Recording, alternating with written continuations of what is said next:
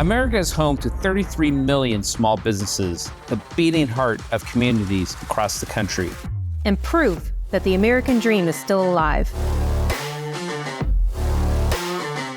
This is a show about those dreamers and doers and the communities they serve. Their real life stories. Their struggles and successes. Their grit, determination, and passion. And the people who fight to keep their American dream alive. I'm Alfredo Ortiz. I'm Elaine Parker. And it's time for another episode of Main Street Matters, America's small business megaphone. Hi, and welcome to another episode of Main Street Matters, America's small business megaphone. I'm Elaine Parker, the president of the Job Creators Network Foundation. And I'm Alfredo Ortiz, CEO of Job Creators Network. You can subscribe to the show at salempodcastnetwork.com or wherever you get your podcasts from. Well, Alfredo, so excited to talk about the deal that Chairman Smith, chairman of Ways and Means, was able to negotiate on extending key provisions of the Tax Cuts and Jobs Act, which, I mean, Steve Morris nicknamed you the Pied Piper of tax cuts. Right. But that's something we've been pushing and trying to remind everybody of for, years now. That these were going to expire. So very exciting stuff. You want to explain to our audience what that means? Well, there's two big provisions that were part of the Tax Cut and Jobs Act that was passed under Trump that really helped our small businesses. And, there's a lot of different things, obviously, that were part of that. But these two provisions, as you know very well, are the two that we really fought for and won. Which is the 20% tax deduction for small business owners, and then the immediate expensing, which was a huge, huge benefit. I'm honestly not even sure which one was actually bigger, but we've heard, at least as you know, from our small business owners, that the immediate expensing actually was significantly a significant boom to their businesses because they were able to really put the dollars in that they needed to grow and have that immediately off of their taxes for the year that the money was spent, versus kind of a depreciation schedule that made it over years. So it allowed a lot of people to really invest in their businesses the way they needed to immediately, which meant right away they could grow their business, hire more people, pay more benefits, et cetera. And so, but these are about to expire or are in the process of expiring and fully expire by the end of 2025. So we need to really push for which we're currently doing, of really making these actually permanent. First of all, extending them and then making them permanent. So, and if they don't do this, I think our small businesses are really going to suffer when these go away. Yeah, we have so many great stories from our small business owners that talk about how the Tax Cuts and Jobs Act impacted them.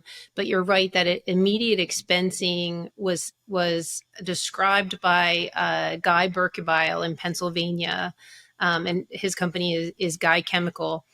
He called it a game changer. And, he was able to do so much with expanding his facility that it made such a difference. And we've got, another small business owner in Illinois who was able to invest in, a $500,000 piece of machinery, hire a couple of people to run that, and expense all of that costs in the same year that she purchased it. Those are game changers. I mean, that really incentivizes businesses to invest in their business and to invest in their employees. And it's so frustrating that Washington just can't seem to learn, or they just keep learning over and over again what works and what doesn't. My dad used to say it's learn and purge, learn and purge, learn and purge, when you have to learn it over and over and over again. Right. Well, I mean, look, the reality is I think they know it actually helps. I don't think they care. The Democrats in particular, of course, that we're talking about here, because, all they see is spend, and they see is, the any tax cut that's helping these small businesses is taking away from their social spending and, their green, green whatever economy that they're making up. And so from that perspective, it's really hurting Every time they talk about that, it's because they're just not giving the small businesses the benefits that they really need to. I mean, we need to keep cutting taxes on our small businesses. If you remember, with that 20% tax deduction, we were actually urging more of a 25% tax deduction. If anything, they should go deeper on that front, in addition to keeping these immediate expensing, making that permanent, because the more our small business owners have to invest in their business, we hear this time and time again, the more they're going to do that. They don't go off to, outlandish vacations, out to Bermuda and stuff like that. I mean, they might, but, really, they really invest back in their businesses. I mean, as a small business owner, I know that's exactly what I did, with my profits, with any opportunities that came back my way from tax cuts, is you invest in your small business.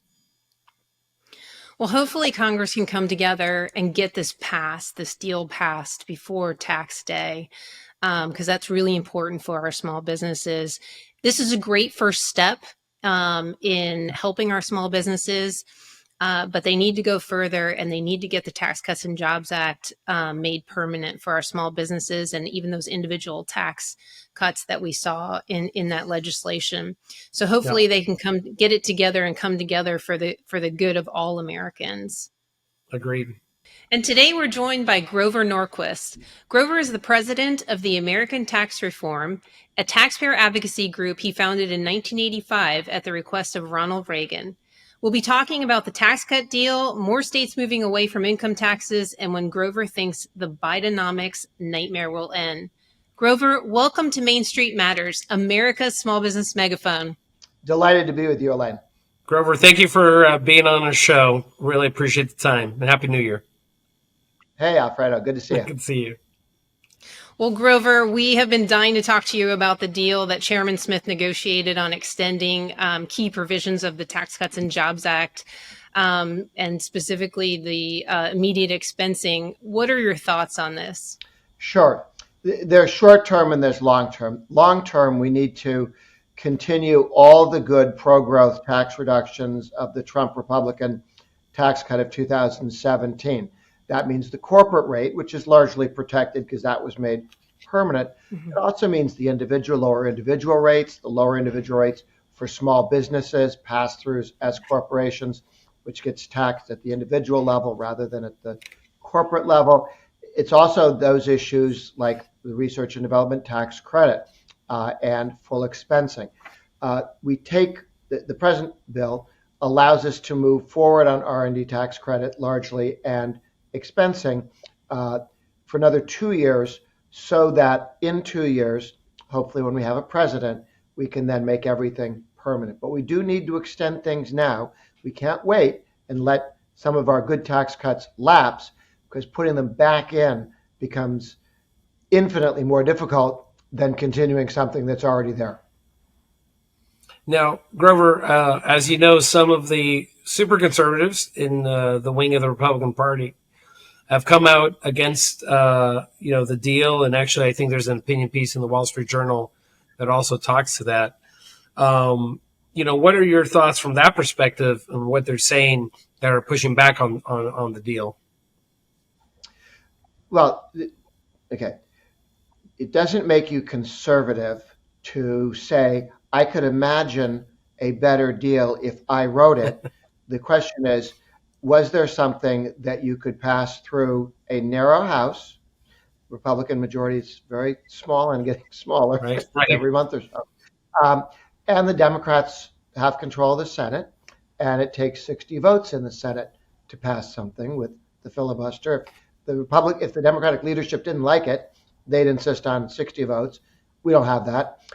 There's no way to get that. And there's a Democrat in the presidency doing great damage. One of the things he does is he has a veto. So could one imagine a better tax bill than this? Absolutely. I would have written a better one. You would have. Would it have passed the House, the Senate, and been signed by the president? No. I have no objections to people saying, I worry about this. I think we should try and get more of this in the future. The people who are complaining might have done something in the last 2 years to build the support for the reforms being continued. I don't remember any of them out there doing this. So arguing that this is not perfect, so I'm a no, is a juvenile way of approaching things. Right. And we need to elect enough Republicans, because look, there'll always be somebody who's wandering off, mad about his committee assignment, mad about his parking space, say voting no because they're mad at the speaker about something this week. So you need more than 51% of the House and the Senate to pass bills. When the Democrats passed the New Deal spending and the Great Society spending, they had 80% of the House and Senate in the 30s and 70% in 64 when they did that. Our majority in the House is 1 or 2, okay? To argue that we can be making significant progress with no president, no Senate, and a narrow majority is kind of silly. There's nothing wrong with saying, here's where we can do better in the future if we have the votes. That's a good idea. Or if they'd gone to work 2 years ago, right, starting to build a case so that some Democrats might have felt they had to vote with us, so the president would be scared to veto it. At Americans for Tax Reform, we've worked very hard to make that spending on the IRS toxic. So twice now, when that's come up, the Democrats have offered us that as, well, okay, we'll give you some of the IRS money back. But we didn't sit on the side, wait until Congress didn't do that in the House, and then yell at them. You go out there, you make it difficult for Biden to not do something. Right. And then easy for the Republicans in the House to do what you want them to and get it signed by the president. Those are two different projects. Right. And there were some big wins, really, that we did get specifically, right? Talk to us about the IRS agents and how that got cut. Yes, the Democrats originally, when it was just Democrats with the House, Senate, and the presidency, voted $80 million over a decade to go to the IRS to hire more people to bother the rest of us. And they said, they made it sound like that I'll be at the phones answering your question helpfully. That's not right. It. At least $40 billion was targeted to auditing and harassing people, sending out more pieces of paper that you have to keep track of. And it's that $40 billion that was cut in half to $20 billion. This cut muscle. Right. That's the important thing when you're dealing with the IRS, not just fluff, but muscle, so that people are less likely to be attacked by the government. And I know that's something that American for Tax Reforms and Job Creators Network, we were both, I think, very actively pushing back on this. And I think our small business owners are, I think, very appreciative of that because, frankly, that's exactly probably where they were going to start in our small business members. Well, the IRS, the Small Business Creators realizes the IRS for years in writing telegraphed, they told the world they believe that self-employed people and small businesses is where they think they can wring more money out. They never argued, gee, we don't audit General Motors enough. The big companies are fully audited. Rich people get audited. The effort by a left-wing group which stole data from the IRS and then shared it said, see, the rich people aren't getting audited. Proof? All the audits that they had leaked to them. Right.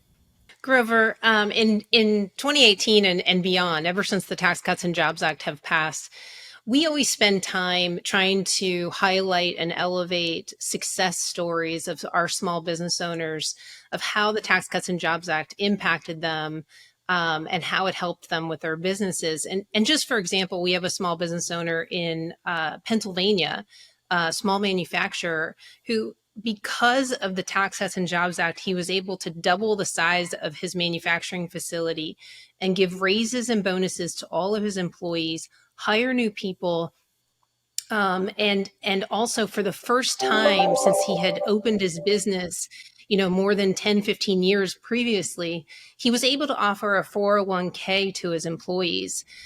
It's one of my favorite success stories because it's a rural part of Pennsylvania, and he sees a lot of the talent of young people leaving the community, and he sees himself as an anchor business.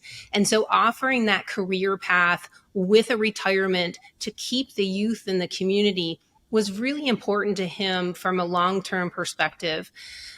You talk about the long-term and short-term of the Tax Cuts and Jobs Act. Everything is set to expire. No one has to do anything at the end of 2025. It will just go away. What do you think the prospects really are with the political realities of what we face, of actually making these tax cuts permanent? Sure. I believe that the tax cuts, the extensions for 2 years out past to 2025 will pass. The Democrats are frightened before the 2024 election to take that away, that would show up in the damage done to the economy that would flow from losing expensing and R&D tax credits. So we're cool until after the president is elected. Were Biden elected, I believe that you would see those either disappear completely or partially continue, but only after they traded for massive new spending or massive tax increases on businesses elsewhere. So this is a huge fight. And the presidential election and control of the Senate and control of the House will determine whether those parts of the Republican tax cut of 2017 will continue. That's what this election is. One of the key issues this election has.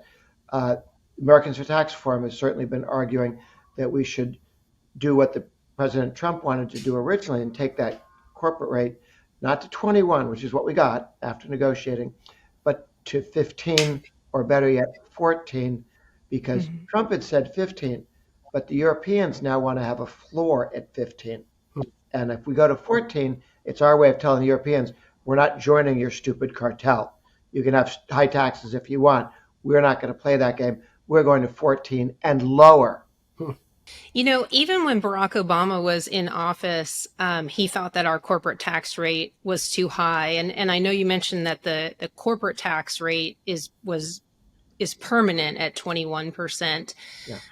But, you know, is it just political expediency that the Democratic Party and President Biden suddenly think that that is too low now? They said they thought it was too high and they'd like to do something about it. But the bills that they actually put forward were massive tax increases. They were going to take the rate down to 28 and do all sorts of other things, you know, from 35 to 28, add 4 the state average corporate income tax. But they wanted it to be revenue neutral. They were going to have massive tax increases on top of it. It wouldn't have been pro-growth. It would have been a disaster. So what they say they're for, but when they were in power, they didn't do. Somehow I think they aren't really for it. Yeah. So, Grover, moving to the state level, we've seen a lot of Republican governors, really slash their tax rates in their states. Have we started seeing the positive impacts of those tax cuts, especially vis-a-vis our blue state governors? Sure. I think because over the last 10 years, people have seen the movement from California to Texas, to Nevada, to Florida, to Tennessee, from high tax states, California, New York, New Jersey, to low tax or zero personal income tax states, Texas, Tennessee, Florida, it finally caught on. And then with COVID, you had more people moving, and it seemed to speed up the process. As a result, we now have 7 states with no income tax, no personal income tax at the state level. We have 12 states with single rate taxes, which are very helpful because it's very difficult to raise a single rate tax, flat rate tax. Very easy to cut it because you cut everybody's taxes the same amount, all at the same time, and those go down. And there are now 10 states that are phasing their income tax to zero, where the governor and the state legislature said, we're going to zero. West Virginia and Kentucky have voted the law to phase down to zero. Louisiana did a phase down, and the new Republican governor coming in says, that was phasing it down. We're going to amend it so that it's clear it goes to not just down, but to zero. Arizona went to 2.5. They're looking to go through the initiative process to zero. So about 10 states are promising to go to zero. The most recent addition, which would make it 11, is Governor Cox of Utah, saying, enough of this cutting it a little bit. Let's have a policy of going to zero. Wow. So a lot more good states doing that. Yeah, that's fantastic. Yeah, we did a campaign in 2022 and 2023 called the Great Opportunity Project. And that was focusing on what some of these state governors had done, not only during COVID to balance the health and safety of their constituents, but also the health of their economies. And when we really looked at comparing what states were making those kinds of improvements, it was consistently conservative governors that not only, fought the lockdowns or made them as short as possible, got their kids back in school, and looked at reducing taxes if they had state income taxes and corporate taxes on their corporations. And so we started collecting stories of some of those movements of small business owners from California to Arizona and elsewhere. I happen to live in a no tax state as well. I'm in Florida. So, it does make a big difference on the economy, but highlighting those stories, whether it's Governor Ducey out in Arizona or Governor DeSantis in Florida, those were important steps in helping their economies recover from the pandemic. I love hearing that other states are moving towards that. But do you see the same thing that we're observing is with this movement, with what governors are doing, and kind of states taking the lead, which is really what it's supposed to be, right? Is states taking the lead on this? Yeah. Federalism is the secret weapon for free market Reagan Republican conservatives, because our policies work. We can introduce an idea in Arizona or Florida or Texas and see it sweep the country. You saw that with low marginal tax rates, single rate taxes, moving to zero on personal income tax. The 14 states that have passed dramatic expansions of school choice, education savings accounts, the effort to allow occupational licensing, your license in one state to be good in all other states, or in as many as possible. 36 states have begun that process. You saw it on term limits. You saw it on welfare reform. Good ideas go state to state. Stupid ideas, destructive ideas can only be done in Washington on everybody at once. Because if you just did it to Vermont, everyone would look and go, that doesn't work, and it would go nowhere. Right. They actually did that with single payer in Vermont. They had to repeal it very quickly before anyone noticed, because it was not working. Massachusetts did Obamacare before Obama, and that they looked around and said, kill this. And then they said, no, but we could do that to and no one would know what exactly went wrong. Federalism allows good ideas to flourish. Mm-hmm. Almost nothing should be done in Washington first. Try it out in a state. And that's exactly what our founding fathers had in mind, right? I mean, that the power really does reside with the people in the states, not in D.C. And we seem, as a movement or as conservatives, we seem to have forgotten that element. So, I'm excited to see, the Republican governors kind of move more towards that and really kind of taking and realizing that D.C.'s never going to really get their act together. And they're, balancing their own budgets, their deficits, right? They're now in surplus modes.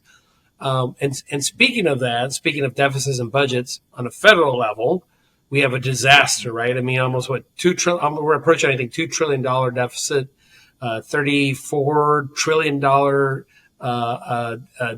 debt clock, I think, is about where we are now. Folks say that these tax cuts that you and I love so much, and that's our small businesses love so much, that it's just going to make the situation that much worse. And that's why we can't afford to do those. What do you say to those naysayers? Okay. 3 things. Spending is the problem. Spending is the problem. Spending is the problem. The government spends too much. Taxation as a percentage of the economy has not really changed in the last 20, 30 years. Spending is what has gone up. We need to bring spending down and have more growth. More growth allows you to grow away from the debt. If you owe a certain amount of money and you get a pay raise, that debt you have as an individual, your mortgage on your home, is less of a problem for you because your income's higher. We grew away from the debt we built up during World War II. Went from 120% of GDP down towards 20% of GDP. We didn't run surpluses. We grew the economy. So one, you want to grow the economy to make the present debt less damaging, but you do that with lower taxes and deregulation, not higher taxes. Right. And you restrain spending so it doesn't grow faster than the economy. There is a very bad idea that we've seen fail several times in the last 40 years, and it's just been brought up again. Romney of Utah has got a bill. He says, let's have a commission which will say tax increases and budget cuts both. And then it'll go straight to Congress in 5 days, so no one has time to look at it. And then you'll vote for spending cuts, theoretically, and tax increases. In 1982, they asked Reagan to support $3 of spending cuts for every dollar of tax increase. Reagan. And Reagan said, okay, because Bob Dole in the Senate forced it. We never got the spending cuts. Spending went up, not down. Up, not down. The tax increase was real. Then 8 years later, they went to George Herbert Walker Bush and jammed him and said $2 of imaginary spending cuts for every dollar of real tax increases. And Bush said, okay, but when he in 1992 at the convention, he stood up and said, that was a mistake. Spending went up. Right. Taxes went up. There was no deal. Then they offered the same thing under Obama. And when you looked at what they really wanted, it was all tax increases, no spending cuts. We've been through this game before. We need to say no to this tax hike commission. And it's the most dangerous thing the Democrats are pushing these days. Focus on spending down. That's the problem. Now, when we talk about these spending cuts, I mean, it's something that you've been talking about for years. And, over the past couple of years, we've been really ramping up our rhetoric on this as well. But a constitutional balanced budget amendment. Because let's be honest, I don't think we can trust either side to really make the necessary cuts in spending that are needed. Where do you stand? Where do we stand on that? I mean, what do we need to do to actually make this happen? Yeah. At the constitutional level, I very much support a constitutional amendment to require a balanced budget amendment that also includes a 2/3 vote to raise taxes. Because you want to say taxes should be very, very difficult to raise because they never go away. Right. And because otherwise you get to a balanced budget, you say a balanced budget amendment, and then they spend too much. They go, the Constitution requires we raise taxes. Right. So you need to make it very clear that's not going to happen. Right. But balanced budget amendment, 2/3 requirement to raise taxes, gets you in the right direction. There's also a good idea from World War II. The Byrd Committee, Senator Byrd, the conservative Democrat senator from Virginia, said, I'm not going to spend a bunch of money on World War II, this is during the war starting, unless we cut spending other places. And so they cut up a committee to remove unnecessary spending. It's an anti-appropriations committee. And the committee had one job, recommend budget cuts. They had $40 billion in today's dollars removed to help fund World War II by spending less. They got rid of the Civilian Conservation Corps, which would be 1 million people a day if they hadn't eliminated it then. The Work Projects Administration.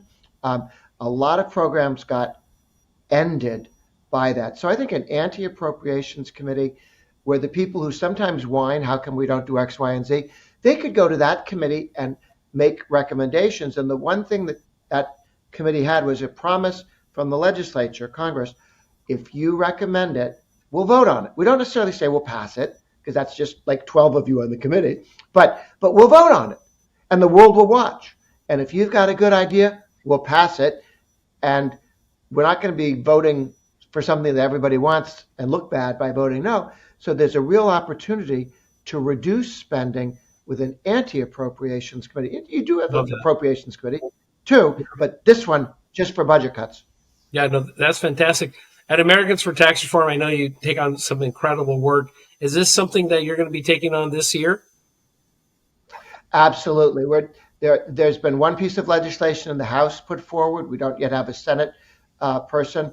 We're trying to we'd love to work with you on looking for the best sponsors, because what you really want is someone who'll take it out like Jack Kemp did with tax cuts, right, and proselytize for it. So it's a great idea, but we need congressional leadership to move it forward. Well, you can count on our support and our help on this, Grover, because I think it's something that we just have to actually get done. Enough talking about it. We spent decades almost talking about it. So count us in, anything you need on that front. Oh, that's a great idea. Look forward to working with you on it. Absolutely. Thank you. Grover, where can people go to find out more about your organization? Americans for Tax Reform has a website, ATR, Americans for Tax Reform, ATR.org. I tweet at Grover Norquist, but we put up most of our stuff on the website so people can get that. And if you text the word Biden, Biden, to 50446, 50446, we'll put you on a weekly email. No fundraising request, just here's what's going on this week. Great. If you like to get your news that way rather than going to a website. Well, Grover, thank you so much for taking the time to join us on Main Street Matters, America's small business megaphone. And thank you all for taking the time to listen. Main Street Matters is part of the Salem Podcast Network. New episodes debut every Wednesday and Friday. Please subscribe at salempodcastnetwork.com or wherever you get your podcasts from.